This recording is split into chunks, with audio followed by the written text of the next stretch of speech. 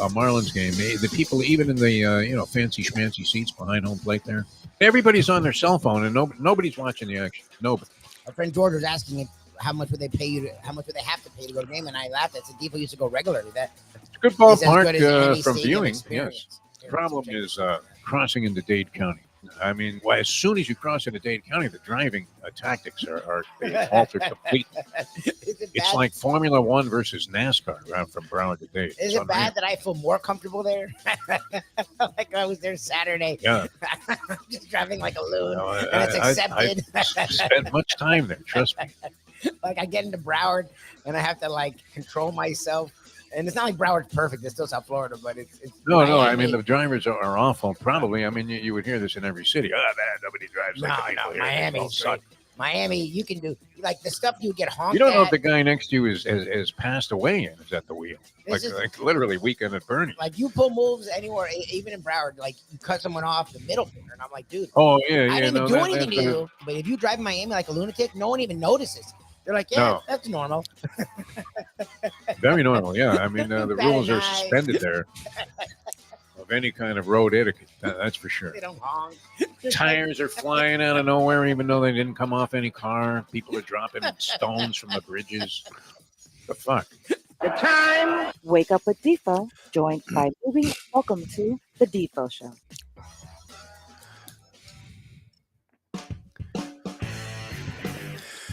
And a very pleasant good morning, everybody. Welcome to today's edition of the Defo Show. Jeff DeForest, we got, of course, the maestro here, Mr. Mike Lubitz.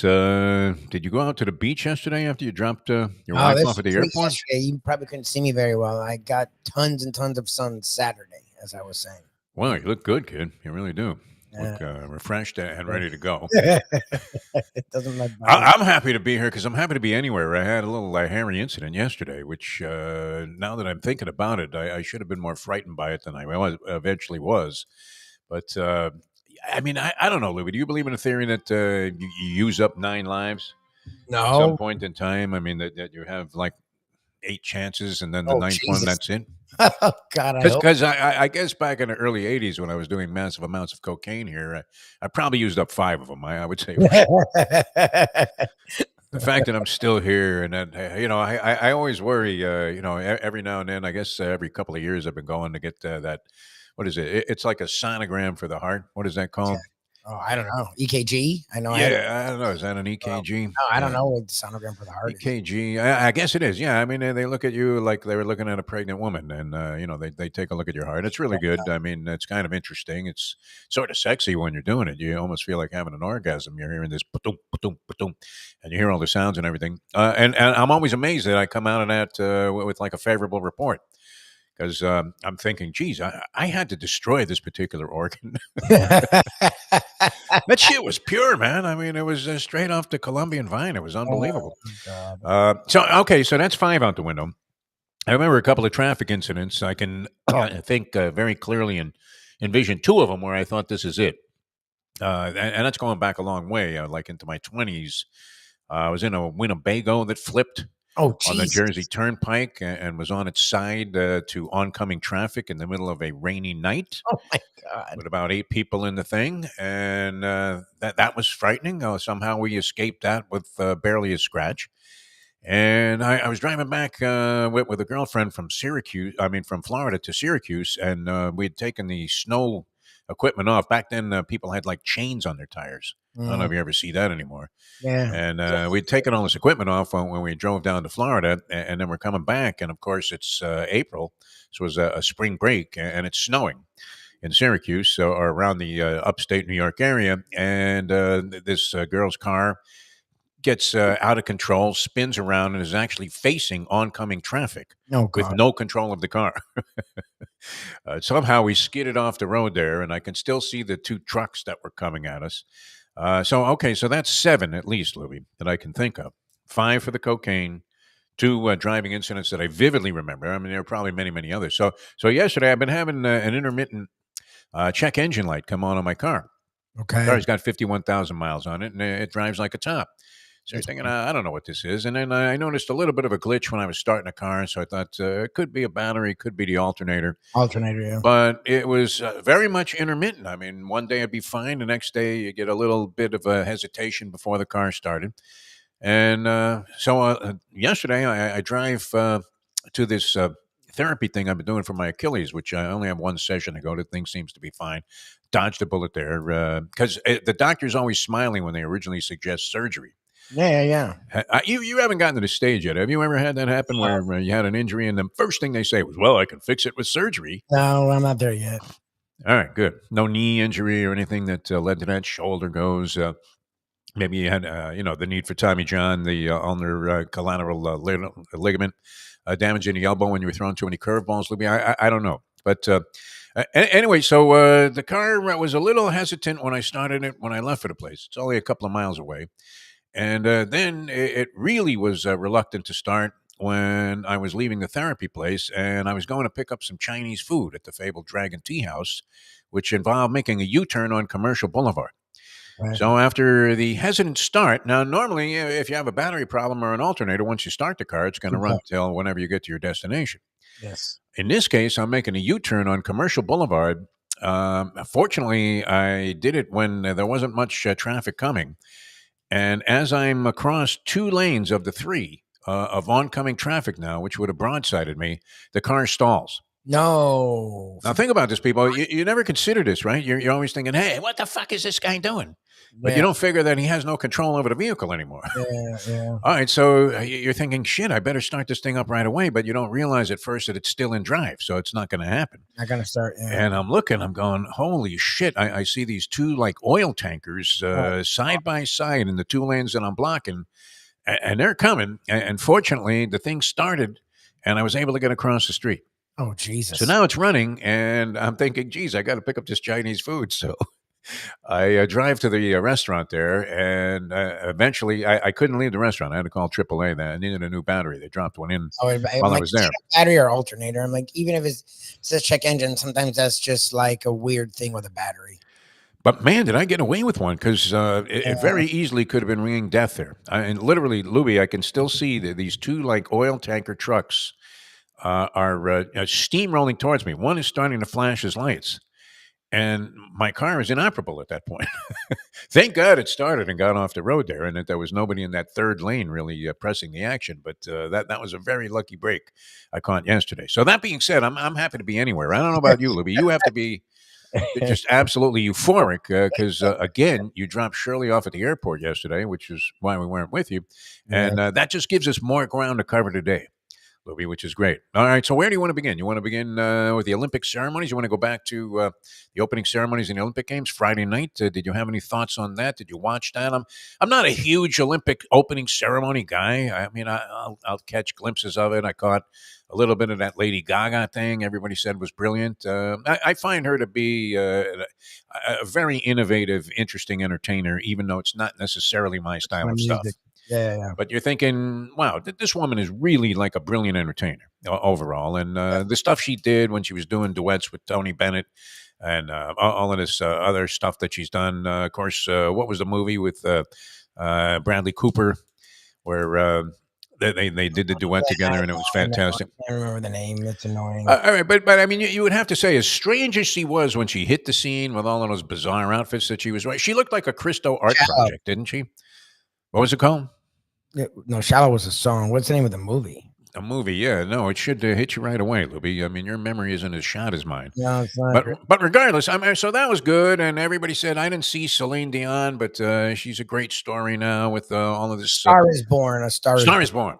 Excellent job, Lubie. Well, I'm looking it up. I couldn't remember that. Really? I mean, you were blanking on it. I don't feel as bad then. No way. I was never getting that. I remember the song. The song is what I was looking for in my head. I wouldn't have known the name. Those Prevagen ads are really starting to hit home with me. Of all the stuff about medicinal things that you can do for yourself, Ozempic, forget about it. I want no part of it. And Jardiance, you want to kill that woman. I'm glad they switched her out.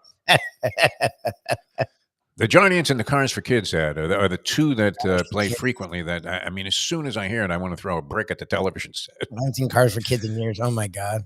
Yeah, I you was- haven't really? Okay. If I you was watch a little CNN, which I do to just fortify my can't hope watch CNN, yeah. that Trump will not be elected president again. I really only watch it for that reason because you'll have like an 8-person panel discussion going over essentially the same things. And then you're thinking, why don't you just put it very simply? The guy's a fucking raving Yeah, lunatic. exactly. They never want to And say the other guy that he picked is an even bigger raving lunatic. they never want to say that ever. Just come out and say it. The guy's fucking out of his mind. He's lost. Period. It's a shame somebody took a shot at him. I don't wish that on anybody. I mean, look, the way to beat this guy is to make sure that you go out and vote, Yep. and don't let him become president again. And at that point, at 78 years old, he takes his billions of dollars and maybe He's even done. goes away. He's done. Because if he does lose the election, you know that all of these Republicans that are now solidly behind him will immediately turn their back on Trump Yes. and start telling the truth of what they really feel, which is, man, how can anybody in their right mind ever elect a schmuck like this Yes. to be president of the United States? Not just, now, but I mean, for a second time already. We've already seen this act before. We What have. the fuck are we talking about here, people? So the big controversy, though, with the Olympic ceremonies was this thing in which I'm sure you saw some pictures of or The something. painting or whatever. The This Last Supper thing, yeah, with the it's drag supposed- queens. Supposedly it's Dionysus. It wasn't actually the Last Supper. Supposedly, I don't know. It could easily be misconstrued if this was about some Greek thing, which our Yes, good friend Ed supposedly Berliner had it was. posted that this was not a parody of that at all, No, or it's Dionysus. any kind of reference to it. But nonetheless, I mean, you would have to consider if you were worried about this being in poor taste and being perceived in the wrong way. Did it not look like a depiction of the Last Supper with drag queens? I I would guess. have to say yes to that. I mean, I'm not offended by it. I wasn't. I was kind of surprised. I'm looking at this going, what the fuck is that? But but it's the French. I mean, come on. These are people, that brought us philosophers that were trying to tell us and convince us that life is completely meaningless, which it may well Yes. be. I don't know. I mean, And they've also come up with the term menage a trois. So they always push the envelope. yeah. It's fucking Paris. Like when the world was back in the day, they were pushing the envelope. This is what they're all about. Yes. But anyway, art is art. I don't know that all of it is in good taste or should be considered as such. It's subject to and open to your interpretation. If you don't like it, look away, right? That's the hope. That's the idea of a free society is all have a place and all have a voice. That's the hope. And there's nothing wrong with once in a while being jogged out of your comfort zone. Yes. If you want to And run having back to think it, about go something. back. Go back to your comfort zone. Leave me the fuck alone in mine. Yeah. Sort of my contention. Yes. No, I mean, what was it? Look, you have a lot of options there that you can use in terms of the presentation. Was that necessarily a good choice? Apparently not. But did it bother you that much? I would think that Ron DeSantis missed the the rapids canoeing because he wasn't going to watch any more of the Olympics once he got past that point. Did they actually come out now and issue an apology? I think I saw something like that yesterday. I haven't seen it. I don't know. What I've seen is people explain that it's a replica of Dionysus, a Greek goddess. Yeah. And they show the picture, and it's not the Last Supper. It's 100% Dionysus. It's literally to a T the Dionysus, like the way the angles are, the amount of people that are there. So it's like when I first saw it, I'm like, so they must have made this something with the Last Supper when it's clearly not. Like anyone knows the Last Supper, this is not the Last Supper. It's not the amount of the same people. It's a different angles. It's different everything. And it's Paris. Like they don't have Last Supper. Moulin Rouge, man. I mean, what are you expecting there? And the whole artistic thing. I mean, it was a shame it was raining because I thought that was actually pretty cool that they had all these guys on boats going down the River Seine, which was nice, and it showed off the city. I mean, isn't that a big part of it? The reason they invest billions of dollars in this is to help promote the idea of tourism and put Paris and France in a favorable light.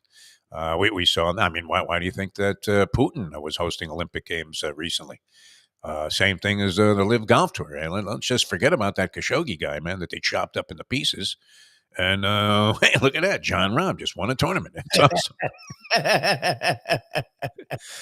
Yeah, it's so sick. I mean, these same people that were all up in arms and upset that they were blasphemous towards Christianity are putting pictures of Donald Trump in there as if he was Jesus and Yes. posting them online all over the world. They pick and choose where they're allowed to be sacrilegious. You couldn't have a bigger scumbag, and you're going to post him up there as if he was Jesus Christ returning from the grave. Get out of here, holy Lazarus! Which is supposedly in the Bible as literally praying to idols, which is the opposite of what you're supposed to do. A lot more than paying homage to Dionysus. It's crazy. All right, so that was the big thing about the opening of the games. Are you watching it? I dig it. I mean, I love having sports on round the clock. It's great.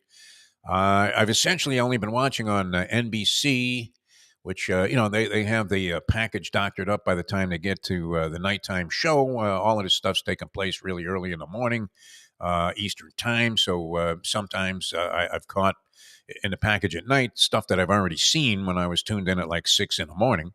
And the USA channel has got so many other roundball stuff. One of my theories was immediately debunked when I was thinking about betting on the dressage. Because, and this goes back to my day there in the MGM Grand Sportsbook many, many years ago, over 30 years ago, when they first had like simulcasting in Las Vegas. And you thought, wow, this is heaven on earth. And I've told the story many times where my buddy, the Mighty Melendez, and I are sitting in the sports book, and we see this guy with like tons of papers and pamphlets and all kinds of stuff. And we started talking to him. He was a guy named Sprint Rogers. At least that's the moniker that he went by. I'm not sure if his actual first name was Sprint, and he didn't look like he could sprint to any place but the buffet. But anyway, and he was trying to explain to us, he was explaining how he had this theory about handicapping horses by virtue of looking at workouts, which I seldom do. I don't know, Lubie, you've seen all kinds of handicapping angles. But I don't pay a ton of attention to workouts. I mean, you'll see they'll put a little black dot next to the workout that was the best of the day at that distance at whatever particular track you're looking at where the horse was running. And you'll take a look and say, wow, look at that, 3 bullet works, and think maybe that, a sign that the horse is in shape. Could also be a sign that the trainer's crazy and is about to unload on some other horse in the race. So I never paid. I didn't pay a ton of attention to workouts. I'm not one of these guys that scrutinizes every angle because I'm pretty much just hoping that my numbers come in at this stage of life. I'm thinking, okay, the 5 it looks good, the 7 looks good. Let's go ahead and box the 5-7.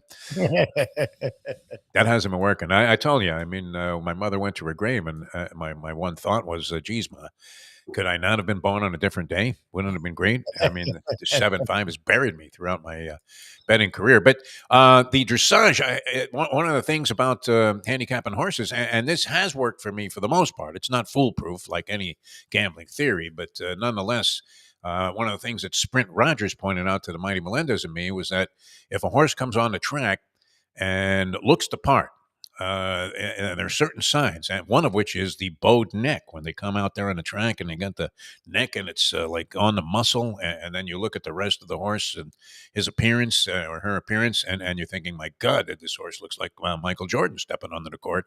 And then, I go ahead and take a shot. But in dressage, all of the horses have a bowed neck.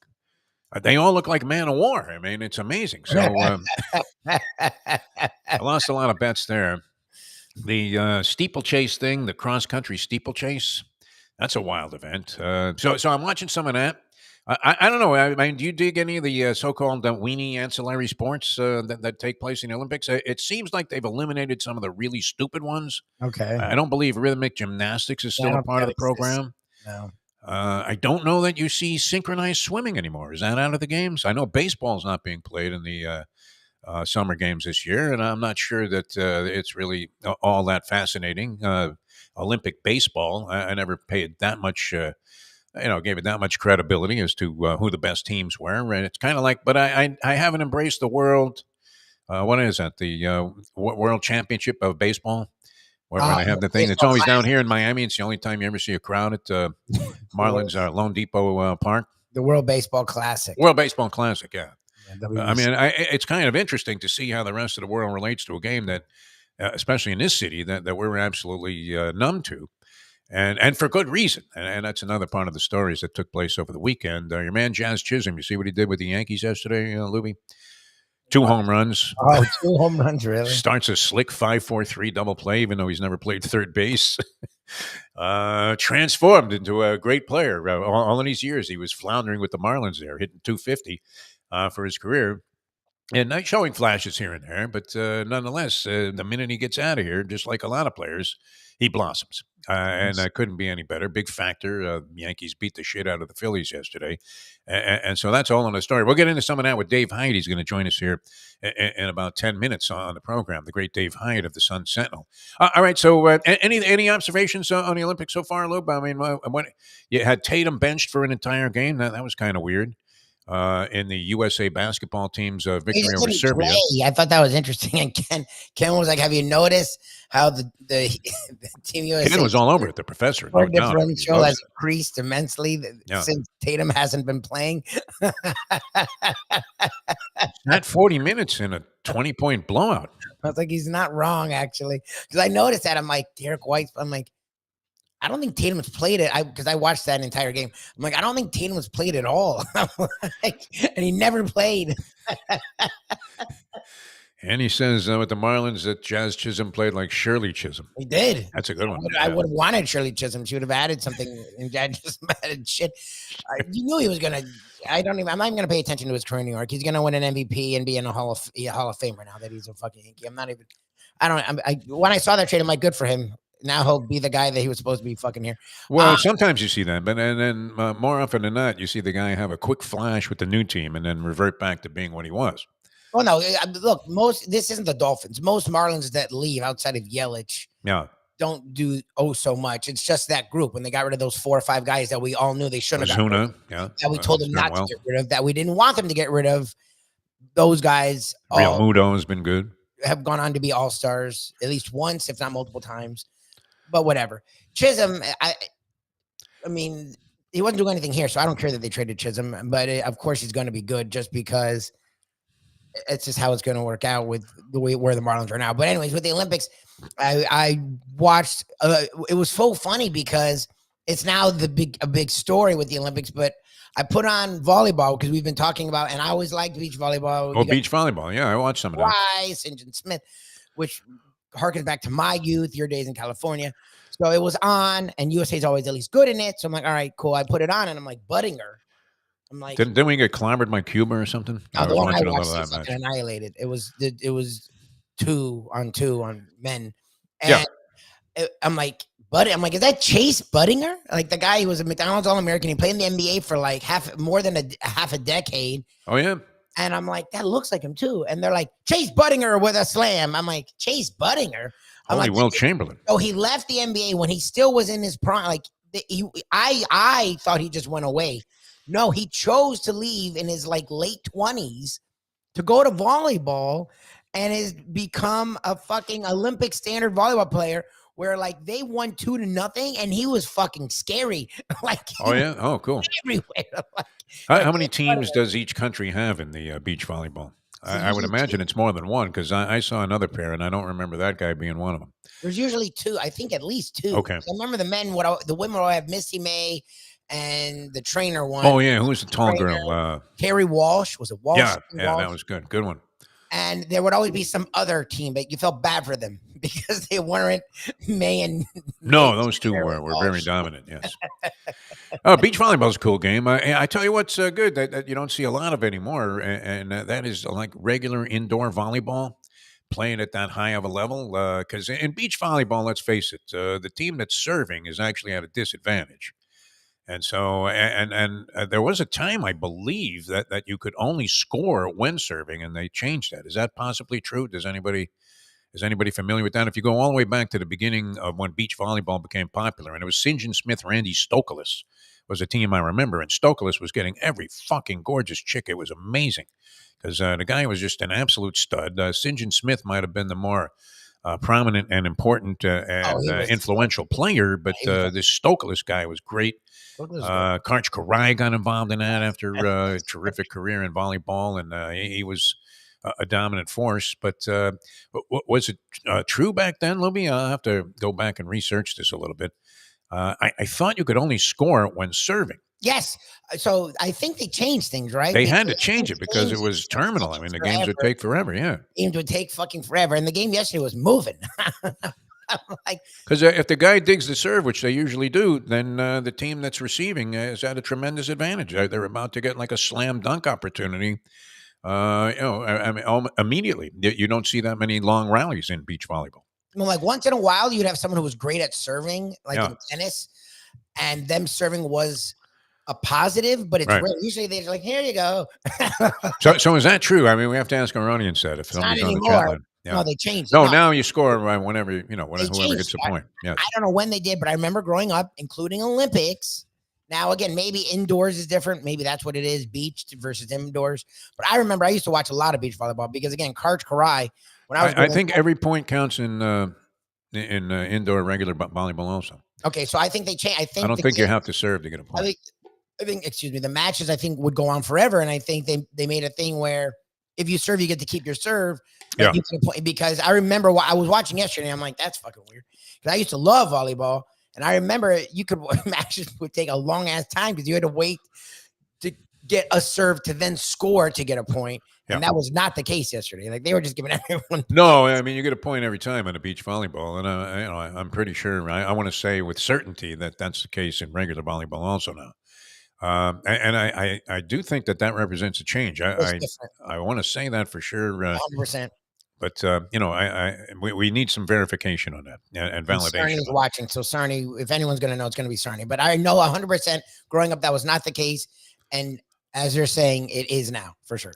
Okay, all right. But I was always entertained by that. I don't know that I want to watch endless numbers of beach volleyball matches. The guy with the canoe yesterday, I dig the fact that they turn. How do they make these courses wherever they happen to be conducting games of this nature and competitions of this nature, where they basically turn Paris into Six Flags Atlantis?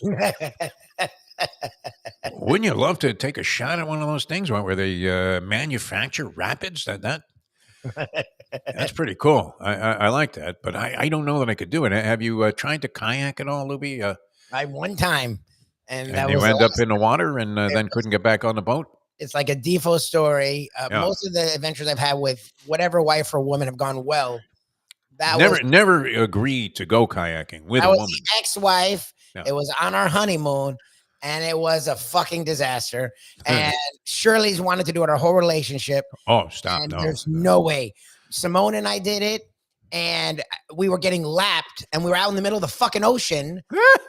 And there's like everyone's leaving us, and we're like fighting, and she's crying, and it's like, no, it's not easy. I mean, even on flat water. So to watch these guys do it in rapids, and then not only in rapids, but then have to circle back to get through one of the gates while crossing, in this just ridiculous tidal wave of action in the water. And that I couldn't do. The Mustang bought a kayak that was like 3 sticks, and then she had to have a ladder to get down when we were living on the water there, and so that was another 3 sticks. And I think she used it once, tipped right there at the dock, and then it was a mad scramble to save her. It was harder than saving Sammy Dog when he fell into the water when he first moved into the house. But no, that's kind of fun. I don't know. I mean, field hockey, women's field hockey. I'm watching that. That's a crazy ass game, isn't it? I haven't women's watched field hockey. Have you seen that played at a high level? And I'm sure that this was a very high level of it to make the Olympics. But I watched the U.S. and I think they were playing Spain. I watched segments of that game. It did at times, unfortunately, look like soccer, where although the ball was moving more quickly, and I don't know that there were many scoring opportunities. That one ended up 1-1. And I kept thinking to myself, I just watched about 20 minutes of this game, and I have yet to see a shot on goal. Not a single shot attempt on goal. And you would think that would be easier to manufacture in field hockey because the ball is traveling faster and it's easier to move it longer distances. But I don't know. I mean, would you dedicate a lot of time to watching women's field hockey and then feel some sense of national pride that the U.S. women might have prevailed? I'm not sure that they're the best team in there. I mean, I again used to be really big into the Olympics. I'm finding myself watching a little bit more because we have some time during the day now. So like I'll put it on, and especially I'm very curious with this men's team. Like I like Bam's a big part of it, and it's nice seeing him play in a way that we want him to play with the Heat, and for some reason he fucking doesn't. So it's more and more seeming like it's Spo actually holds him back, which seems fucking weird. Is that right? Yeah. Well, I haven't seen the U.S. men's team. Watching Bam play is exactly. He shoots threes. He's hitting his jumper. He's relaxed out there. He's being aggressive on offense. Like I don't know. It's the guy we want him on the Heat, and he only does that for like a month every season. I'm just enjoying watching this team, and it's cool. Look, it's nice to be able to root for LeBron. Like I don't. He's been brilliant, by the way. I mean, at 39. He's on the. Well, that's what's funny is people are still fighting. Where does he rank? He's on a team full of all-stars, a lot of superstars, and he's the best player, and it's not even close. Like when they need a basket or a defensive stop, he's the one. They're like, all right, LeBron. He does not look at all like a guy who's in some debilitating physical mode where he's winding down a brilliant career. I mean, he does not look like a shell of himself by any stretch of the imagination. Jokic was on the other team. Yeah. LeBron was the best player on the floor. He's fucking 40, and he is clearly still – he had 18, 7, and 4. It looks like a showcase for him. It's almost like Messi being in the MLS, where you're looking at LeBron and thinking, okay, this was a nice soft spot for him to land in after his career was over. But you wouldn't know that he wasn't in his prime watching him in the Olympic Games. He and KD in that game, and again, Serbia is the second best team really in the world. I mean, like you have other teams that have talent, Canada and Greece. They have Jokic, and they have other guys that have played in the NBA. Who's that guy? Bogdanovic. Then they have a bunch of guys that can play. They have Jovic. This is supposedly the team that's really supposed to give the U.S. its biggest, toughest. A lot of Vitches on that team. Yes, well, I think that are in the NBA. Thing, or Itch, I think icy, and like Durant and LeBron were the two. Like when they were struggling in the first half, Durant came in and fucking took it, and in the second half, LeBron took it, and it's like. We have all these young guys on this team, and Durant and LeBron are the ones that have to save their ass. It's incredible, yeah.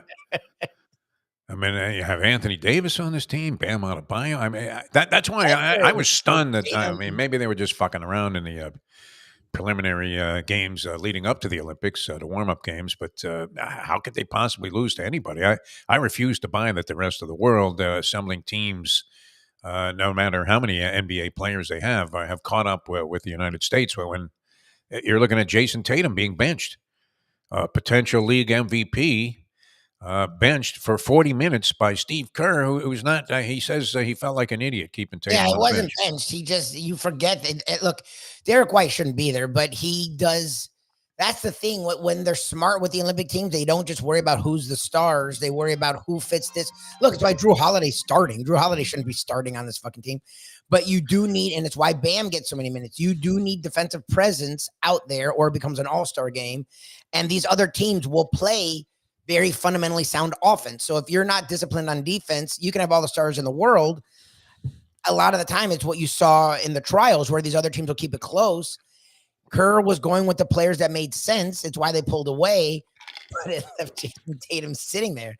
That was fucking weird. Pretty strange. I mean, you would never expect that. You figured Tatum's going to be an integral part of the team, right? And you got Anthony Edwards and all these other superstars, Devin Booker. The fuck? How could you lose? All right, well, they didn't. That was a good thing, and it looks like, I don't know, are they going to be challenged in some game? Is this going to be like the NCAA tournament? Spain's good, and if they play a Greece with Giannis, like, I mean, look, and South Sudan actually is playing good basketball. Now, the Duke told me he was going to bet South Sudan with the points in every game they played. Luol Deng put like his life. I don't know what he did, but supposedly put a crap load of money into building a system there. And even though they're the youngest country, because they've only been a country for a few years, they're formidable. They already won. Like they're decent. Are they all over 7 feet tall? They're a big team. Yeah. Luol Deng. Remember Luol Deng? Their guards are like 7'2". 7'4" arm length. Like I haven't gotten into the basketball yet. You know, I mean, the stuff that I've caught, whatever's on, I'm watching. But the stuff that I've caught hasn't included any USA basketball. Or for that matter. Was like, just a reminder, the game starts at, was it 11 or 3? I don't know, Sunday. I was like, okay. He must be gargling with Visine, this guy. Oh, yeah. No, I mean, watching all of this different stuff. How could you possibly keep up? You couldn't keep up with it all. It's impossible. To watch all of these events and you know, get to invest your full interest in all of them. All right, Dave Hyde's going to join us here. Tua also signed his contract over the weekend during the time we were away, and I'm sure he has some thoughts on that And we'll get into it with Dave Hyde of the South Florida Sun Sentinel, the premier columnist here in South Florida right now. And I guess there was a time the Sun Sentinel probably used to dispatch, a dozen guys to the Olympic Games? At least 1 to 2. I don't know. I would presume. Mayo Man said he covered a bunch of Olympics. I would imagine Dave Hyde's been to a few. You would have to think Jim Sarney and all of these other guys. Yeah, you would think all these people. Did they have? I mean, they don't even send somebody to cover the Marlins games. What the fuck? I don't think they have anyone now. I mean, the Panther games, they don't have a beat writer on. All right, we're going to come back with Dave Hyde. He's always very much in tune with everything that's going on, not just around South Florida, but I would imagine plugged into the Olympic Games and some of this other stuff as well. So we're going to come back with that. Always look forward to talking to Dave. Mike Lubie Lubitz, Jeff DeForest will be back with Dave Hyde of the Sun Sentinel in a moment. Now that. The time. It's 8:32. Champions, the outstanding simulcasting room at beautiful Hialeah Park. Yes, the grand old lady of thoroughbred racing has never been more vibrant, and you can wager on the races from the top tracks around the country while enjoying a cocktail at the Brass Rail Bar or any of the fine food served throughout the facility. If poker is your game, you're covered in style, and you can play all your favorite Vegas-style games, including blackjack, craps, and roulette, in Hialeah Park's sizzling hot casino. Get a player's card when you walk through the door for all kinds of generous amenities, including our favorite, free play, when you come out to the ultimate casino and entertainment destination, Hialeah Park. These days, we're all looking for comfort anywhere we can find it. Thank goodness for Landlubbers Raw Bar and Grill in Plantation, because they are making sure you are as comfortable as possible. First of all, they're not only open for delivery and pickup. All you have to do is go to landlubbersbarandgrill.com for both pickup and free delivery. You're going to have the best wings in the world. You're going to have a great burger. You're going to have their amazing soups. Again, Landlubbers, Raw Bar, and Grill. It's nice and easy. Just go to landlubbersbarandgrill.com for both your pickup and free delivery. Thank goodness for Landlubbers for making you always feel right at home. Are you looking to buy your first home? Have you been turned down for a loan? Do you need to refinance or get money out of your home? Call Michael Kodsey, CEO of Choice Mortgage. He's been helping the South Florida community get mortgages for 30 years. Hi, this is Michael Kodsey, CEO of Choice Mortgage. We have the most competitive fixed rates in the market. Call me 24/7, 561-441-2730. And remember, I don't just work banking hours. To make the right choice for your home, call Choice Mortgage today.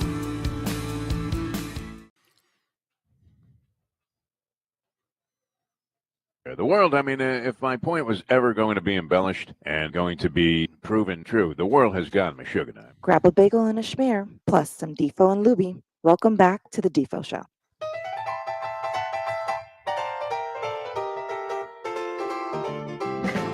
Welcome back to the show. Dave Hyde not responding right now to Lubie's request to get on the show here. So hopefully we'll be able to connect with him. It's always a pleasure talking with Dave Hyde. I know yesterday on the Mike Mayo Lunchbox show, you had a chance to express your thoughts about the Tua contract. I'm not sure that the Dolphins weren't somewhat snookered in this deal. Because as Lubie says, you finally have a guy that you're not completely suspicious about whether he belongs in the NFL at all, much less as a starter for a team that has Super Bowl aspirations. But are you getting a guy that's going to get you there by paying that kind of money? And it is the going rate for quarterbacks. You're seeing quarterbacks that certainly Tua is somewhat comparable with in terms of results especially, but definitely overlooked a lot of the statistical data. You got Dave? So he is a man after your own heart. I guess where you do your walk, he does a bike ride. Oh, yeah? We caught him in the middle of the bike ride. I guess he misplaced our times. Okay. So he's willing to join us in like 20 minutes. So we may do a little overtime so we can fit him in only Dave Hyde this morning. Because I do Dave Hyde. Wow. Where are you better off, Lubie? Walking? I nearly passed out yesterday after I got back fucking from my nuts, man. I give you credit for doing miles, plural. At one standpoint, I walk my dog every day. We do our longest walk of the day. I try to do it right after the show because much like you, it's warm outside, but I presume it's going to get hotter. But it feels pretty fucking hot whenever I do that walk. Oh, no, it was a schwitzing mess. I must have consumed 10 gallons of liquid after I got back yesterday, overall through the course of the day. I never fully got rehydrated, and then I went to this physical therapy that I've been going to for my Achilles tear, which seems to have healed up remarkably. And they had me on a treadmill there for a while, and I'm schwitzing like a maniac as they got me running. And so that was the second time. And then, every muscle or whatever, every ligament in my body started cramping as I was driving this car into that hairy situation where I'm driving a dead vehicle perpendicular to oncoming traffic, broadsiding oncoming traffic, while sitting across 2 lanes on Commercial Boulevard with people just steamrolling. I mean, people don't fuck around on Commercial I was Boulevard. gonna say, I'm like, That's thank 50 God miles an hour at a minimum, right? you weren't on a highway, but you're not wrong. It's still South Florida. They got roads. Well, I wouldn't blame the people, but it's funny because you're not thinking about the fact that, the best thing that I think I ever experienced in terms of an education was in driver's ed back in the day. I don't know. Did you have that where you had the I did. simulator? You had to sit behind the simulator? I did. And every fucking thing that could go wrong went wrong on the simulator. It's so funny that you say that because drivers, it wasn't like when you grew up, I think it was like an automatic thing. When I grew up, it wasn't an automatic thing, but they had it over the summer. And going into my sophomore year, I was going to be 16 and my parents got like a discount if I did this fucking driver's ed. So going on that summer. So I ended up doing driver's ed. It was if that driving was like the fucking simulator, I never would have been able to drive. Simulator, whatever could go wrong was going to go wrong. A ball bounces out into the street and in between 2 cars, here comes a little kid running after it. Whatever the fuck was going to happen. But you know what? It was good because it got you thinking about all this stuff. And so when you see certain signs, you know how to react. At least you did without having to have an experience where you fucked it up, which could have been fatal. But yeah. So that was kind of a hairy thing going on yesterday. All right, the Tua thing. I know you were a strong advocate, and I don't know that the Dolphins really had any choice in this matter. They could have strung the guy out. I mean, look, how unhappy could a player be where he signed a contract as a rookie? Now, if you're Tua Tagovailoa and you're statistically among the best quarterbacks and in some categories the best quarterback in the National Football League, although I don't know that you would find many people, Lubie, that would say, you ask them the question, hey, who's the best quarterback besides Mahomes No, they don't in the National Football League? And their answer would be Tua. Is that a fair statement? They wouldn't put Tua in the top 5 or 6. I mean, I think he should be there, but they wouldn't. Look, there was a poll that came out where they rated him 14th. It's like I've seen a lot of that where he's in the top half, but barely. Like, look, and I'm not hating. Jordan Love may turn out to be the guy we saw in the second half of the season, but it's a half a season. Like this was the only year he started. He wasn't good the first half.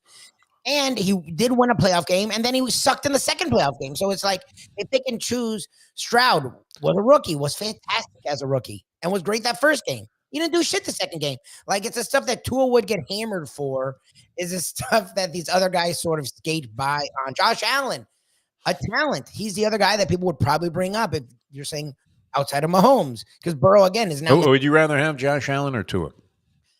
Josh Allen is a more natural physical specimen, but he turns it over a lot, and he makes many mistakes. Points like, look, he's made plays to win games. They've been to conference championship games. Tua has not. So you can lean on appearance. You'd probably take Allen. No, it's Allen. He's had a better career. I mean, he's gone to the playoffs every year. They won divisions. They've won playoff games. They've done the things Tua hasn't done. So Josh Allen's a better quarterback, quote unquote. But in this day and age, supposedly turnovers is the thing you don't want, right? Quarterbacks who turn the ball over. This isn't when Marino was throwing 15, 20 interceptions and was the best quarterback in football. Like, if you turn it over a lot, Aaron Rodgers, Brady, those guys Manning, those guys didn't turn it over when they got to the Drew Brees. Josh Allen sort of gets to skate. He leads the league in turnovers almost every year, and he gets to skate on it. Like, I'm not going to punish Tua for being safe with the ball, yet still leading the league in yards and touchdowns. Look, I'm just curious. A lot of people like Perk and Hyde were in this camp where don't give him a contract. That's why I want to talk to Hyde, and I'll let you do most of the talking because, I'm passionate about this. No, but it's good. I like that. Well, it's fine, and I love Hyde, but like, they were under this mode of thinking, do what you're saying, do the franchise tag. You can even do it 2 years. But why don't teams do it then? Like, if you have guys, why do they give them? Look, Daniel Jones, that would have been a much better move than what the fuck they did. Why not do? There's a reason. Daniel Jones' contract is tragic at this point. There's a reason teams don't do it, right? So, and I think you were getting to it is why piss the guy off? You're going to pay him anyways. Like, fuck it. It was a tough call. I mean, look, he fits exactly. When Mike McDaniel, I still have that vision of him, where they had the clip. Was that on a Hard Knocks? Where they have Mike McDaniel on the plane, and he just got the job, and he's on the phone with Tua. He's flying like Stephen Ross's private jet over here, and he's telling Tua, listen, my job is to, let people find out that you are the best quarterback in the national. But he was basically telling Tua, hey, listen, I'm 1,000% behind you. We've seen that many, many, many times. So where a new coach comes in and they ask him, hey, what do you think of so and so, their star player? The guy thinks that he's just dog meat, and yet he has to go ahead and take the party line and say, well, I mean, we feel we can win with this guy. That didn't seem like bullshit. I mean, it turned out not to be bullshit because the system that Mike McDaniel employs is ideally suited for what skills and what lack of ability Tua has. I mean, the only thing you would say about Tua, a couple of things bother me about Tua. I thought he would be a more effective runner. I don't know that I need to see my quarterback be a runner. It's very much in vogue Scrambler now in the NFL. He doesn't seem to run well. He's not particularly good as a left-hander going to his right if he's forced to go in that direction and throwing the football. He doesn't make a lot of really dumb mistakes, but he also doesn't come through in those spots. And I don't know. I mean, it's a hard criteria to measure, but I've said it many times, and you do see this with the really good quarterbacks. They're able to grind out what they need to ice a game, to go ahead and clinch a game. You need 3 first downs with 4 minutes to go in a ball game, and you don't need to score again, but you need to keep the ball and at least grind most of that time off the clock. And in those spots, when you need a late game first down, and that's going to make the difference. You could think back to that Tennessee game, which was crucial for the Dolphins' chances of winning a Super Bowl last year, as it turned out. been huge. I mean, a giant differential in terms of up. They would probably been a 2 seed, and that would have been a whole different fucking ball of wax. Different ball game altogether. But that's where if you're a $50 million quarterback, in my opinion, you have to succeed more often than not in those situations. It's not always on the quarterback. It's not always entirely his fault.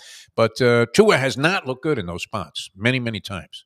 And that's troubling to me about Tua Tagovailoa. And yet, I mean, while he's looked spectacular at different times, throwing to Waddle and Tyreek Hill, and using the running backs effectively that they've rotated in there, which they have tremendous speed on this team.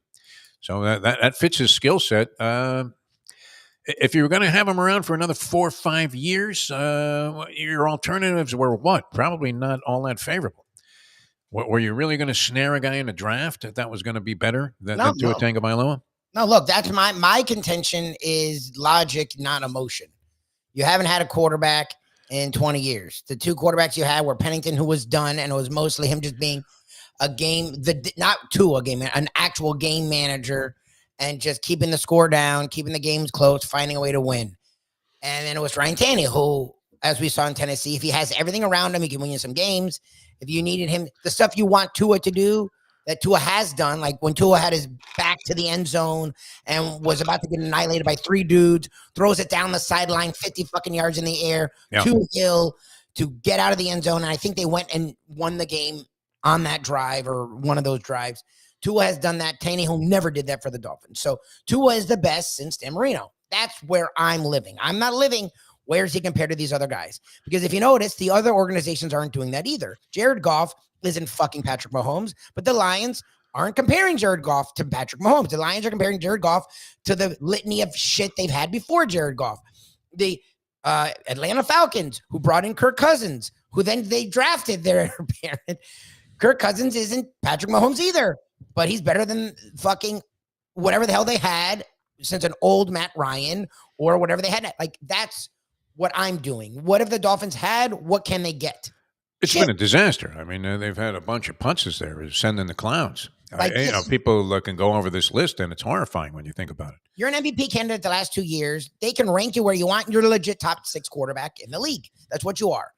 When you have that, you pay him. And again, it's the other thing people keep forgetting, and I get it. Every team has injuries, but no, the Dolphins have been the most injured team. And again, to me, that's more Greer than Tua.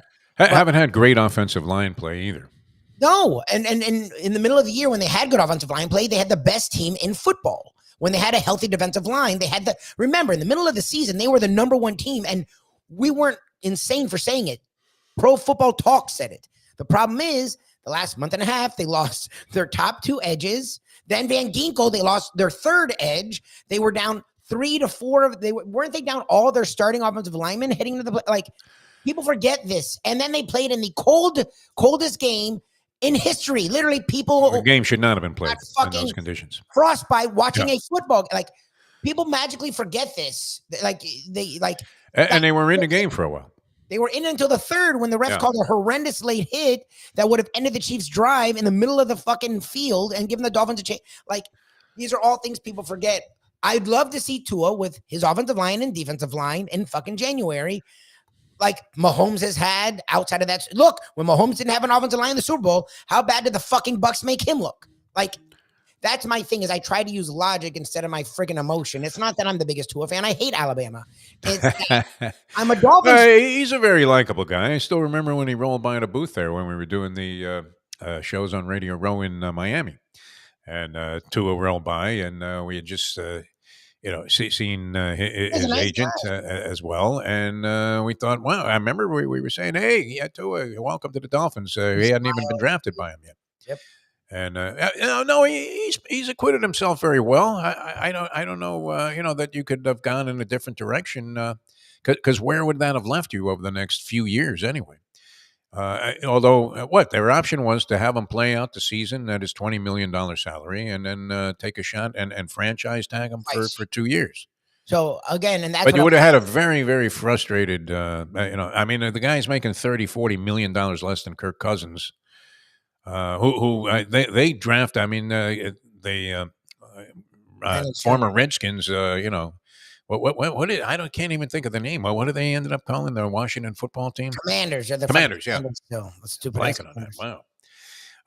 But anyway, I mean, and then they draft Penix. I mean, it's kind of crazy that you're going to dole out that kind of capital for a guy that you're thinking, well, geez, we really need to find the future right now.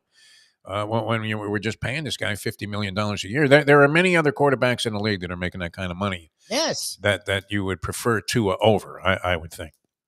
Would the Lions be happier if instead of Goff they had Tua Tagovailoa? I'm sure they're happy with Goff. They got to a conference championship game, and they did have Matthew Stafford before, who they they traded, and that's how they acquired Goff. But so that's my thing. Like, look, I've never said Tua. I don't know where you rank him. You can do whatever you want with him. I just know he's the best the Dolphins have had, and on top of that, it's the contention that when we brought it up yesterday. And we were on the lunchbox. The reality is, for this system, there's no better quarterback. Even Mahomes may not fit this. Like, this system is literally tailor-made for Tua, good or bad. That's just what this is. Now, again, Mahomes could be good in any system, but I'm just saying, like, this system, Justin Herbert isn't for him. This isn't for any of this system is perfect for precision passing, on time, get rid of the ball quickly. Even when Tua had the worst offensive line in football by stats, he still got rid of the ball like top 3 quickness in the league. That's something he's really good at doing. 10 to 20-yard passes, the guy's dynamite. So that's the thing. Like, what are you going to do at this point? I mean, if you don't pay him, what the fuck do you do? So I'm actually curious what a guy like Dave Hyde, and we're going to have Perk on tomorrow. Both cover the Dolphins. Both know more than I do, and I'm not even going to fight them. If they say don't pay them, they went the wrong way. Maybe.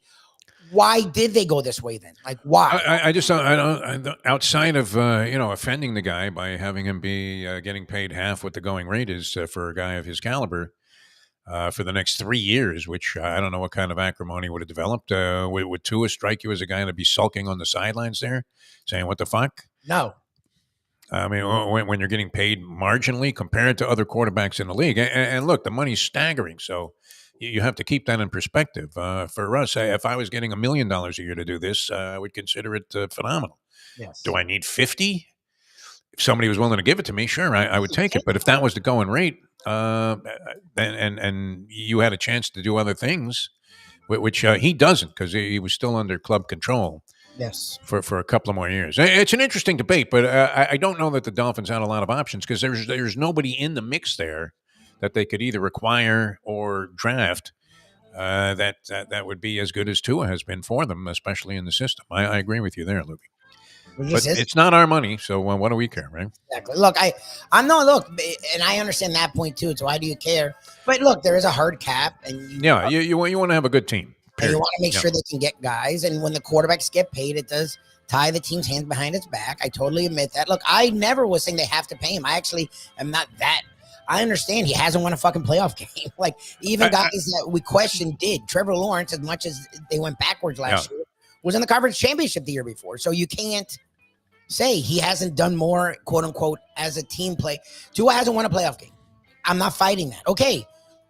But why did most NFL people think he deserved to be paid then? Like, I don't understand. What are you supposed to do as an organization? As I would have to say, he's accomplished as much as the other guys that are getting this kind of money. For the most part. I mean, the younger guys that are now getting these contracts. Kyler Murray, does he deserve as much money as this guy? Yeah, of course. Yes. When you're looking at Deshaun Watson, I mean, what the hell has he done since he got all of his capital? Nothing. Even Lamar Jackson, who was the MVP. This is a guy that in the postseason, we saw him crumble. Yes. Completely. And whether it was all on him or not, I don't know that you could say that. But was it not on him? How many times have we seen him get right to the wall there and fall apart? He is the opposite of Tua, where Tua never has his offensive line or defensive line. His team was healthy as fuck versus the Chiefs. They literally that was disgusting. That performance with his offense. He had his running backs, he has receivers, he had his offensive line, Couldn't do shit. And he did nothing. The second half he started to wake up, but the game already felt pretty much over when he started to wake up. Interesting dilemma. All right, Dave Hyde's going to join us. He's off the bike ride, and he's going to join us in a couple of minutes. So we'll stick around for a little while after our usual 9 o'clock departure time here, and happy to be back with you in a moment with Dave Hyde. Now that. It's on a bike ride. Wow. It's 8:53. Here, let me ask you a question. What do you look for when you go out to eat? Good food, obviously, friendly atmosphere, not too loud, but good energy, reasonable prices, and a place where you feel comfortable. All those ingredients, no pun meant there, are hard to find unless you're talking about the Texas Roadhouse. You see, they encompass all of those attributes. Really, really good food, amazing atmosphere, good for a family, good for a date, or just a night out for yourself, and prices that will make you extremely happy. Their ribs unmatched, steaks hand cut every day. Everything, and I mean everything, is made on site, including their incredible bread. It's the one day, folks, that you can forget about low-carb diets. Trust me when I tell you, Texas Roadhouse, your restaurant, your destination when you say, where should we go and eat tonight? From the newly renovated sports bar to the beautiful bayside views captured at the Tiki Bar, Jimmy Johnson's Big Chill has it all. Located at mile marker 104, the Big Chill also offers waterfront dining while experiencing breathtaking sunset views of the Florida Keys. It's simply the hottest spot in the Keys to cool off. That's Jimmy Johnson's Big Chill at mile marker 104 in Key Largo. For more information, call today at 305-453-9066. Recently, we realized it's not just hurricane season that can hurt us. Any time of year, things can happen to your home or business. And hear me. I am your new president. From this day on, the official language of San Marcos will be Swedish. Silence! In addition to that, all citizens will be required to change their underwear every half hour. Underwear will be worn on the outside so we can check. Furthermore, all children under 16 years old are now 16 years old. What's the Spanish word for straitjacket? Power has driven him mad. Welcome back to the Defo Show.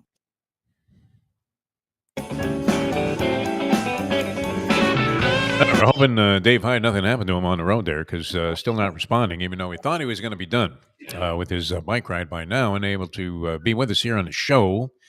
Lubie, you're going to have to help me make an executive decision here. I love talking to Dave Hyde. I would love to too, but if not answering, but, we ain't got all day, huh?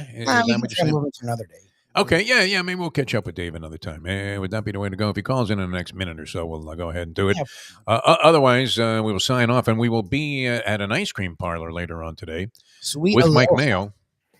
Well, did you do any research on this place? We've had it, You've been there? Okay, how was it? I haven't been to this place, but we've had the Visit Lauderdale Food and Wine Festival had an Asian night or whatever, the walk and roll. Yeah. That night, Sweet Aloha did ice cream there, or icy. They do ices, and I think they do have some ice creams. And then at the Burger Beast thing at Gilbert's. Did they have regular food, or is it just ice cream? I haven't had the regular food, but at their establishment, which is where we're going today, they supposedly have ices, ice cream, and regular food. Okay. I mean, usually a hot dog is pretty good in these kind of places, no? I was going to say this feels like hot dog territory. This would be a good time for Mayo to break into his Joey Chestnut thing and maybe see if he could consume more than that was very disappointing when he only ate 5 hot dogs that time. He did that a couple of years ago. It was 2 years ago. There's a guy with and Andy pegged it absolutely correctly. He said in a 1-bite competition, not like a massive 10-minute eating marathon, but in a 1-bite competition, he would take Mayo over anybody, even Joey Chestnut. Yeah. No, that nobody can shovel more food in their mouth in 1 bite than Mike can. His jaw opening ability is second to none. And the way he can push that stuff in there. And we had a challenge. I wasn't able to issue it the other day, but Jersey Kyle was going to put up $100 if we ordered a piece of pie at the Key Lime Pie at a Gulfstream Park 10 Palms restaurant. And he was going to give Mayo $100 to do whatever he wanted with. Bet if he wanted to, keep it if he wanted to, whatever. If he could shovel the whole slice in his mouth in 1 bite. I would think that would be nothing. I mean, like a layup for him. Because that's the thing that's just him. That's the other thing he's gotten good at. Is not only opens his mouth wide, but he like shoves the food too. And pie is a very shovable, it's not hard. So he could just shove the whole fucking thing in his mouth. I thought that was the easiest stick. I was going to just go ahead and challenge Mayo myself and not tell him about the 100 and then have Kyle give me the stick. Exactly. You just keep the money. And then he was going to give $200 if Mayo gave you the piece of pie and shoved it in your face and had you swallow it in 1 bite. But I don't know. I think you could do it, but I'm not sure that, that would have been something that would have been appropriate. To have Mayo just shovel a piece of pie in your face on the show. Or mean. Either way, I wouldn't have eaten it. It wouldn't have looked good. It wouldn't have been a good my look. capacity is very nothing like Mayo's. So I'm not sure that challenge is still available. I mean, 1 slice of key lime pie, I think I could do a 1 slice of key lime pie in 1 bite. No, key lime pie is usually a fairly thin slither, is it not? Yeah. Even in the best of restaurants. I'm not a big eat a lot at one time person. I'm not going to lie to you. Oh, okay. Andy says he's already training for the thing. So this place is in Davie. Is it on State Road 84? It's like I don't know where it is. I presume this would be one you would not be at, but you're definitely welcome to come. It's just very west and south. Yeah. Well, I mean, if I could skip this one, I'd be happy about it. I presume you wouldn't, because I think he's going to be there. His wife, the Hawaiian part is his wife. It's a white guy that lived in Hawaii, and I think he married a Hawaiian woman. All right, maybe I'll blow this one off. I presume you wouldn't. You're always. Well, he's going to have the wife and the guy on that owns the place. He'll be there. Yeah, and it's very south and west. Even I'm like, fuck, Mayo. Yeah, it's out there. I'm like, Davey. Anytime I have to hop on 595 and go west, I'm not happy about it. Even if I had tickets to the Stanley Cup 7th game. Exactly. I'd be like, fuck. All right, well, that's debatable. You let me know what the disposition is on that. Yeah, you almost died around the corner. That was scary. Yes, the more I think about that, I was very lucky to get out alive. I really was. My car was dead. It was in drive. I'm trying to hit the start button to get off the road there, and then I realized, fuck, I got to shift this in the park now. So that's another couple of seconds that's going to be wasted. And these guys are bearing down. I mean, they literally were maybe 20 yards away by the time I got off the road. Yeah, that's very fortunate there was a gap in traffic and that nobody was in that third lane, because I would have never gotten across. And I don't know that. I mean, these trucks were steamrolling towards me, so I'm not sure how easy it would have been for them to stop. Certainly couldn't have stopped short. The guy's flashing his lights, so he did see me. But the other truck that was in the middle lane, I don't know what the hell was going to happen there. But very happy to be here. And, of course, my bummer was that I couldn't eat the Chinese food while it was hot, because when I got back in my car after I made it there, then I couldn't start it when I was leaving the parking lot. So really, so that is why. So I had to call it AAA, which people I've seen people complaining about AAA service. I've always found it to be very, very good. And they were there, within a reasonable amount of time. Their original estimate, of course, was off by about a half hour. But originally, when I got the thing in there, and you don't talk to anybody anymore; it's all by text. And originally, when I got the request in for their service, oh, you do have Dave Hyde. All right, good. They were there within a half an hour. Not bad. And then the guy forgot his key for the compartment on the truck that had the battery in it. So we had to call another guy to come. Jesus. But I was happy to be breathing. All right, let's do it. Let's do some time here with the great Dave Hyde of the Sun Sentinel, who's off his bike ride. And David, how are you, my friend? Are you okay? Are you exhausted? Well, what's the story? It's hot out there. I'm one big spherical ball of sweat right now. It's the way to do it, man. The dimming of the light and the narrowing of the path, and age is just whipping me right now. So now, is this some kind of nature ride that you're on, or are you, you're not one of these guys that rides the bike on the sidewalk, are you? Because I want to push those people right into the street. I really do. There's a big bike path where I am. Wait a second. You think it'd be the other way? I ride on the street. People want to push me into the trees. Well, I mean, if it's a little kid or somebody's riding a bike with a baby, I don't mind them not being on the bike lane because I do my walk on A1A, and it's always treacherous if you move like an inch to the left, and then some guy comes steaming up the sidewalk on a bike behind you. You're thinking, shit, this guy could have mowed me down. But I would imagine you're very courteous and one of those guys that is in total compliance with the rules of the road.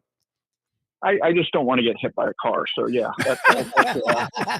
I go over the Key Biscayne Bridge, Rickenbacker Causeway. Oh, that's dangerous, isn't it? Oh, Jesus. Well, no, there's a bike lane. Although there is a story there. Guy was had a flat tire at the top of the bridge. He went to go get help and came back and no, what happened? I'm sorry, I misspoke. He got hit by a car. His back tire got hit by a car when he flipped over the Rickenbacker Causeway. Oh, Jesus! And he walked. He miraculously was okay. Swam to the shore. Walked back up to the top, and somebody had taken his bike. Now, is that a Miami story? That's beautiful, yeah, of course. God, that's so Miami. It reminds me of my days in Brooklyn. I never forget this. There was main guy there, the Phins of our neighborhood, was a guy named Richie D'Angelo. And one day, my bike had been stolen. I had just gotten a new Schwinn. I was so happy with the silver fenders and everything, and I couldn't have been happier about it. I had it all jacked up. I had one of those sirens that you pull the chain and it separates all of the traffic in the street there because they think the cops are coming. And I see Richie D'Angelo riding my bike, right? And, this was not a guy that you usually challenge, but he liked me a lot. So I said, hey, Richie, that's my bike. And he said, oh, shit, if I had known it was yours, I would have never stolen it. I'm like, oh, great. So it would have been okay if it was anybody else's. That would have been fine. All right. I would imagine this. Why aren't you in Paris? I mean, what did you cover a lot of Olympic games? I want to say yes to this, Dave. I want to say yeah. I covered 10 Olympics from what was the first one? It was the one in France, the winter one in Albertville, through China, through Beijing in 2008. Then newspapers ran out of money, which was perfect timing because I'd run out of energy of traveling around the world covering events, and so I'd seen everything I wanted to, and it was perfect timing for me. Well, what was your favorite aspect of this? Because we were talking about it a little bit yesterday. I like all the backstories on some of the athletes, and having gotten to know some Olympic athletes after their careers that were in sports that weren't necessarily mainstream. Some of the stories are really incredible. What was your favorite aspect of doing it? Because as a columnist, naturally you're looking for things that are going to be not just of sporting interest, but of human interest as well.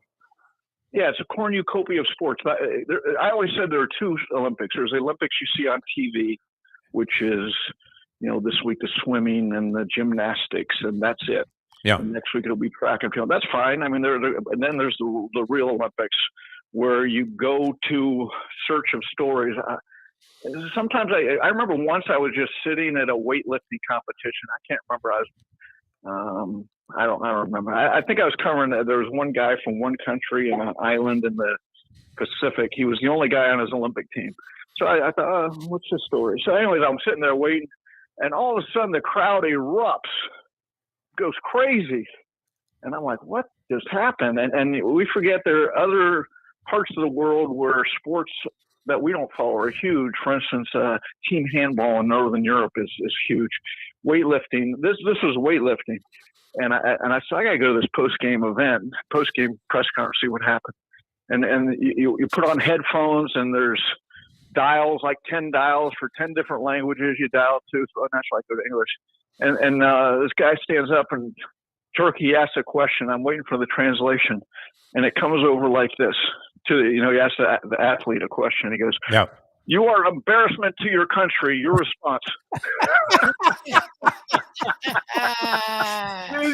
Mayo was covering the games too.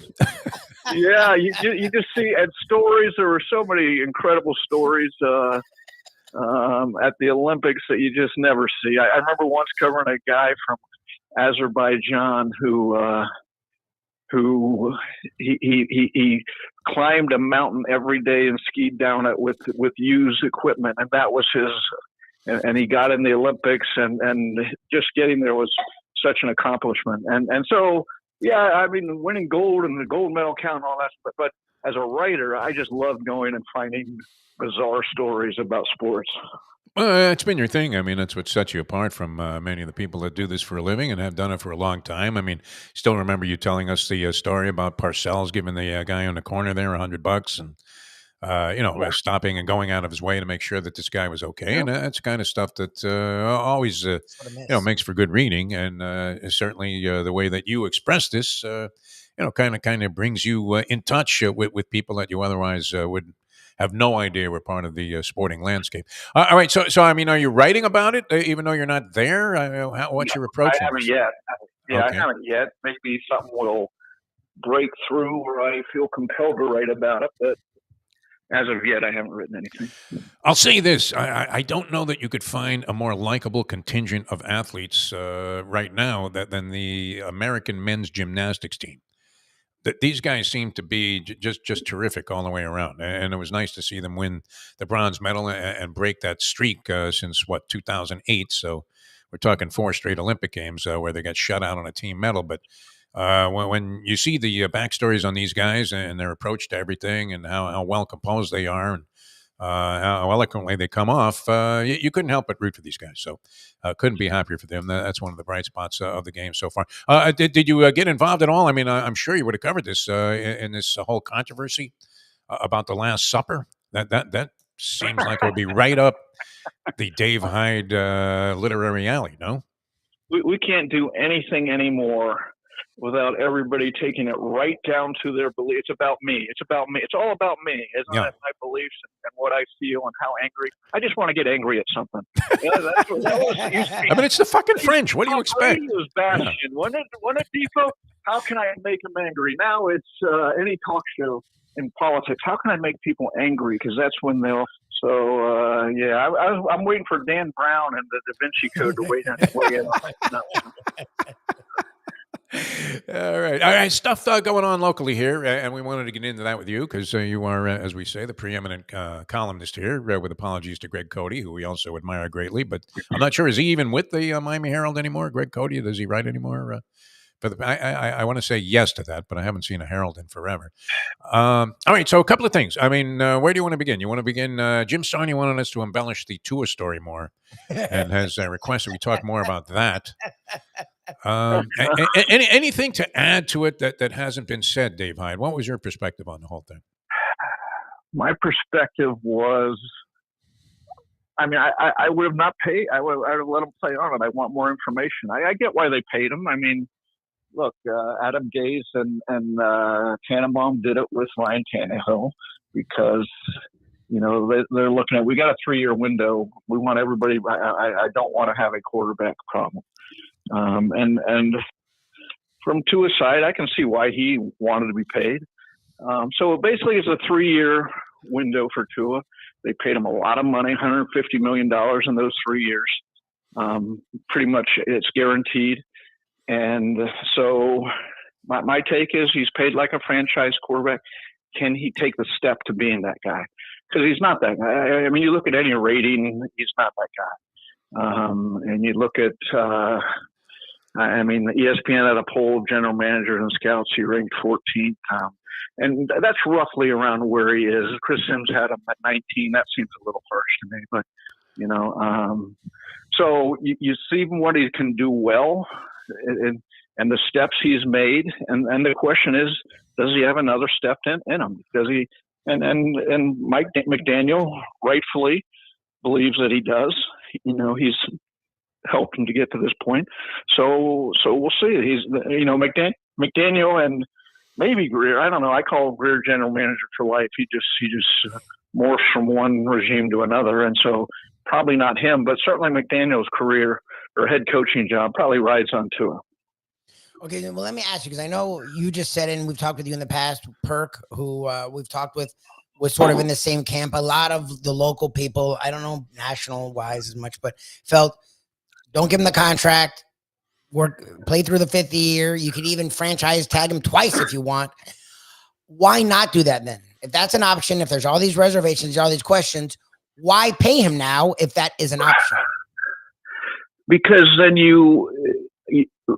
what's Mike McDaniel's regime built on? What's his philosophy? His philosophy is, I'm going to put my arm around my players. We're going to be buddies. And my way is not a hungry player is a better player. And my way is a happy player is a better player. And that's from day one. He's walked in here. And you saw what happened last year when the old crusty old way guy of Vic Fangio was one way and Mike McDaniel was another way. The players hated Vic Fangio because the defensive players, they'd look over and look at Mike McDaniel laughing with his players and pushing them that way.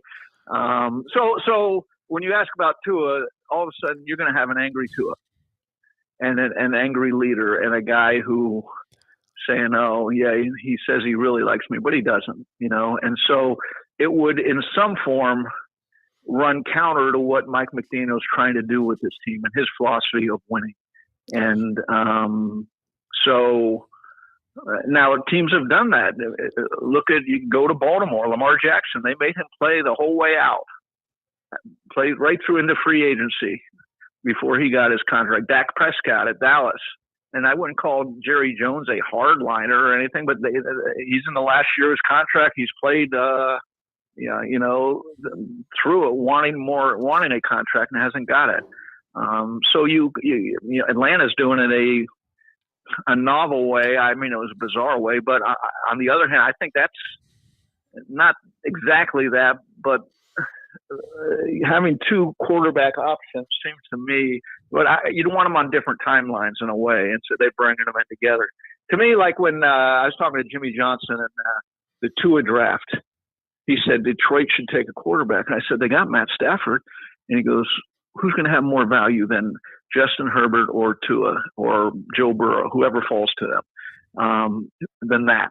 And then Detroit took a cornerback who they didn't even get to the second contract. Yeah, Kuda from Ohio State. And so I think teams are there's going to be a Moneyball experience, not following, not Moneyball, but a change of philosophy, sort of like Moneyball did to baseball, where with quarterbacks, I think, where they're so valuable anymore.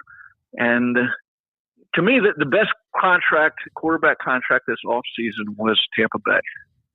Baker Mayfield made big strides last year back to what people thought he was when he was a first-round pick, number 1 pick overall in Cleveland. And he helped Tampa to the playoffs. Is he a great quarterback? No. Is he in that 10 to 20 range that Tua is and everybody's trying to move up from? Yeah. Is he Tua? No, probably not. But, he signed a 3-year, $100 million contract. And also, that's not prohibitive for building good players around him. The problem with the Dolphins contracts, the 3rd year, right now it's 24, 25% of the salary cap.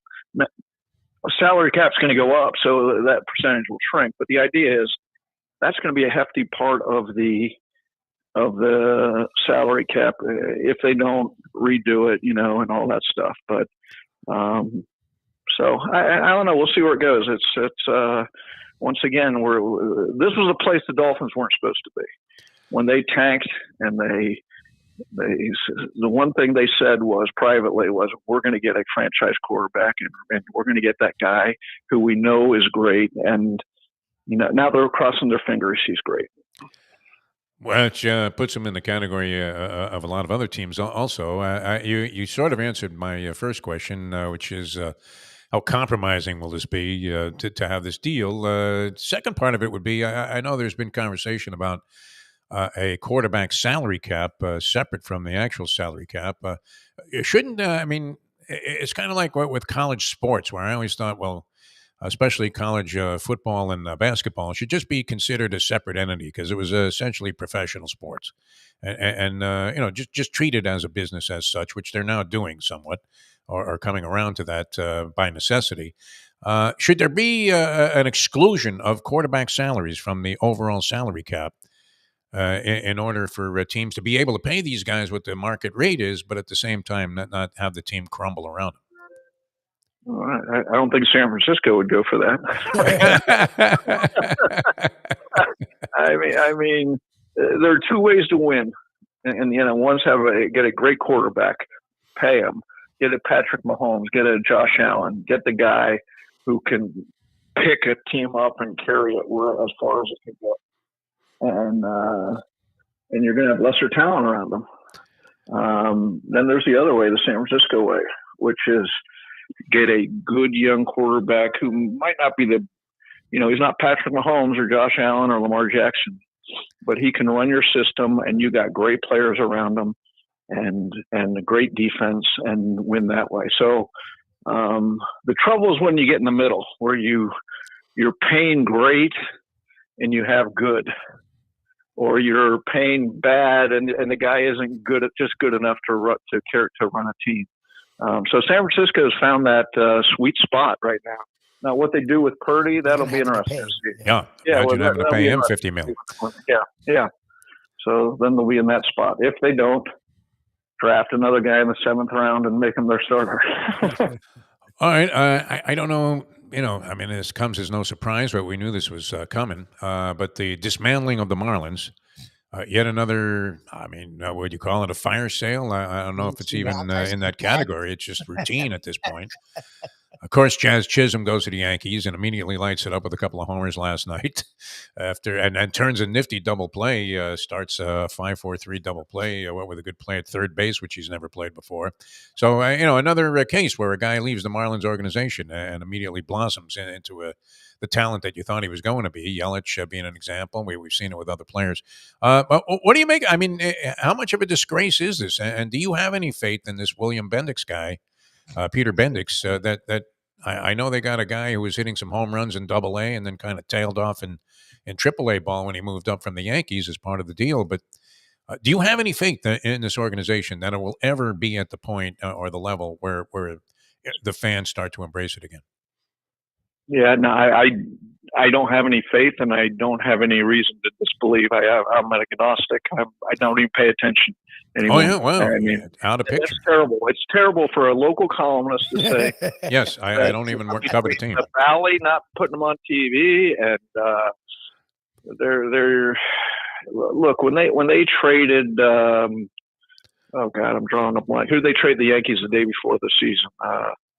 A utility infielder, very good. Oh, John Birdie. Birdie. John Birdie. Okay, yes. There's a useful piece for a team trying to do something. Yeah. When they traded him for scraps before the season, I thought, okay, forget it. They're not even going to try to win. And then they traded Louis Arise. Very early on. They didn't spend any money. They didn't buy anybody of note. And then I woke up this morning, and there's the New York Daily News back page. Jazz Chisholm celebrating under the headline "Jazzercise," which is very good, very good. So Jazz almost needs a place like New York where it's going to be an event every night, because when he's down here, his energy and his attitude It just his personality. I loved his personality, but he needs a place where he's on the center stage every night to bring out his game, and he'll probably succeed. He'll have. It's good to see him start like he has in New York. Yes. What it says for the Marlins, it's they got a couple guys. Too bad Lazardo's hurt; he could get out of here. And Tanner's going to be traded, of course, and then at the end of the year, Skip Schumacher will be gone as he rightfully wants to. He opted. You never hear this. He opted out of a contract. Wow. In his second year as a manager. Opt out of a contract, Wow. So then they'll start all over, just as they did 5 years ago with Jeter, which was just a complete disaster. And now they have to go back to square one and see if they can build it up and get back to us in 3 years to see if it works. Not even a ray of hope. Wow. When you've thrown in the towel, Dave Hyde, because you tend to keep your faith longer than some of us. All right. And what's on the horizon? I mean, are you having to schlep out after this bike ride to Dolphins training camp and suffer through the heat there? What are you occupying your time with on the column front? Well, I was out at Dolphins yesterday. It'll be UM today, UM Media Day today. Very nice. What do you think of them so far, their chances? I think if they can't win this year, I'm not sure. They went out and paid 7 figures for a quarterback. They got other big pieces in the transfer portal through NIL money. They have these every day. I'm reading a new recruit. So some of those recruits should have started to grow up right now. We're in year 3 of Mario Cristobal. The schedule is as much a cakewalk as it can be in today's college football. They start with a Florida team that isn't the Florida team that anybody fears, and they don't really have another tough out of conference game on the schedule, and they don't play Clemson. I mean, there's a lot of elements that go into saying they should really have a good year between Cristobal building up or recruiting talent and where they are as a program. So they should be good. All right, we'll let you run, Dave. We appreciate you taking time with us, especially after this arduous exercise in what was just blistering, schwitzing heat. And that's why the people of South Florida love you so much, because you're dedicated to the cause and a real gentleman. We thank you so much for being with us. Thanks a lot for joining us on the show. Thanks for having me during my warm down for my cycle. That's great. All right, Dave. Always a pleasure, my friend. Thank you so much. Dave Hyde, ladies and gentlemen. All right, little OT there. All right, so it's up in the air. The ice cream thing, you think I should bolt on that, huh? Because it would be a schlep to get down there, but there's not going to be any room on the show. No, you'll be fine. All right. Don't worry. Sure, I don't want to get, on the bad side of Mike Mayo, thinking I'm not dedicated. You're good. All right. Can always pop in there, but you don't like that system. No, it's fine. It's just it's weird when we have someone on and we do that. But like before the guy comes on. I would think the owner of the place would want to be on the whole show. We're going to get him on, but supposedly he's working by himself. So it'd be cool to have you, but not have you. So I think that's why you driving out there is sort of dumb, but doesn't mean you can't be on. So we'll figure it out. All right. Yeah, no, it would be very favorable for me if I didn't have to schlep out there. That's for sure. That's all right. We will see you guys tomorrow. Thanks so much for being with us on the show, sticking with us. Our thanks to Dave Hyde for joining us. Even though we got to him late, it was still a pleasure having him on the program. Tomorrow, we've got Chris Perkins going to be with us. Yes. So that'll satisfy Jim Sarney's need for more Tua Tagovailoa talk. What do you make of this team? What do you make of their chances, Lubie? I mean, are you I believe in frame of mind that they're really going to be good this year? What do you think? Perk thinks their ceiling's like 9-10 wins. Hyde doesn't want them paying to. You didn't sound overwhelmingly optimistic about what's going on. I have a very different opinion. I think it's year 3 for McDaniel. I think it's year 3 for this system. I think it's Tua, as we've seen every year, has gotten better in spite of what people want to believe. It's another off season where he worked his ass off. People have said he's slimmed down. He's now gotten paid, so he's not worried about getting paid. So he supposedly is going to be more willing to extend plays, which is what he did at Alabama, which is why I didn't understand when people said he couldn't scramble, because he did scramble there just after the hip. it's been different for him, but we're now like 5 years removed from the hip. So I expect a different Tua. And I also think you have a very motivated team that realizes not after the purging last year, there's going to be a lot more purging than bringing on talent. So to me, I actually have high expectations for them. I think the Bills, I like Keon Coleman. I think he's a really good receiver. He's also a rookie. They've lost a lot of talent. I think that matters. And I think the Dolphins, the guys they've lost, they've actually replaced pretty well. I think if their offensive line can stay healthy, I think if they can get back Phillips and Chubb and they can actually stay on the fucking field, I think they can be as good as anyone in the AFC. I will see. Remains to be seen if they can stay healthy. Health has been their major concern. I think people overlook their talent. I think they're wrong. I think their issue is the health.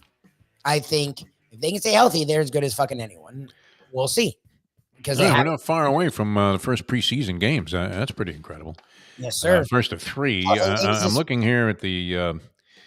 Okay. All right. This is actually the line on this game. Sudan was within 1 in this exhibition play of the United States, who are now favored by 30 and a hook over Sudan.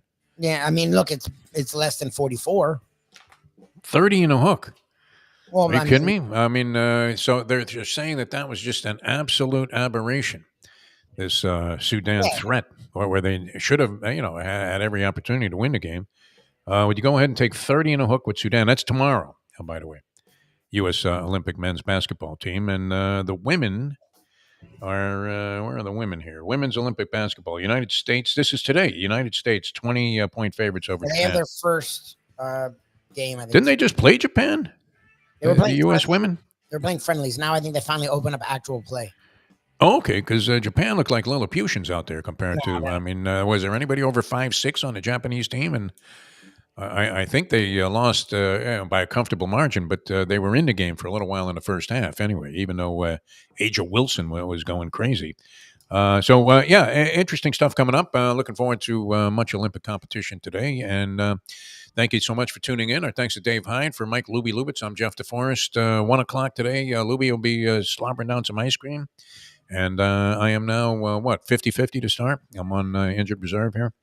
And we'll see what happens. But that'll be coming your way right here in South Florida Live on the Let's Eat South Florida page at 1 o'clock. Mike Mayo's Lunchbox. Yes. Now, is Mayo going to be debating whether he can eat ice cream or not? I mean... Well, they do a lot of ices. That's what's actually good about this place is they do a lot of lower sugar, less egregious, good tasting stuff. Diet ice cream? I don't know about diet, but more ices. Ices, honestly, are better for you than ice cream. They don't have all the dairy. They're not as sweet. They're not as sugar infused. So it's a lot more fruit infused than it is. Oh, okay. All right. Well, that sounds great. All right. You guys have a good time out there. If I don't make it, then, as long as that's cool with everybody, I'll see you guys on. Well, now, tomorrow we're somewhere else. And then what day is that we're going to? Tomorrow we're at Temple Street. That's another one that. Oh, okay. Yeah, no, that's a good spot. It's good, but both owners like on, and then who knows what the fuck else. So that's another one. Again, I don't know what the fuck to expect. Thursday is when we're at Casa D'Angelo, and I know Casa D'Angelo's great. I mean, you don't want to miss that, even if you were just on the sidelines eating. I presumed you'd want to be at that one. You definitely. That's a great spot, Casa D'Angelo. The place you're going tomorrow is good too. We were down there once before. Temple Street, very nice. Yeah.